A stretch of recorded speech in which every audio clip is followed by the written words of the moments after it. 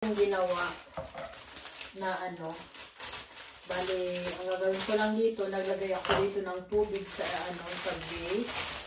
At ilagay natin yung ating napakagandang bulaklak. Paborito ko talaga yung ano, yung tulipin. Yung tulipin ang tawag yan dito. Medyo ano na siya. So, ginagawa ko, tatanggalin ko lang dito. Puputulan ko lang dito sa ilalim. Kunti lang. Yan.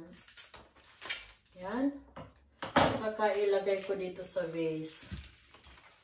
Ayan, ang ganda. Ang ganda niya. Tanggalin ko lang itong kalat. So, ayan. Ano lang natin eh, ganun. Kung anong gusto. Ayan. So, yan po mga sangkay. Ilalagay ko yan doon sa ano, sa sala. Mamaya. At saka ayusin ko pa din.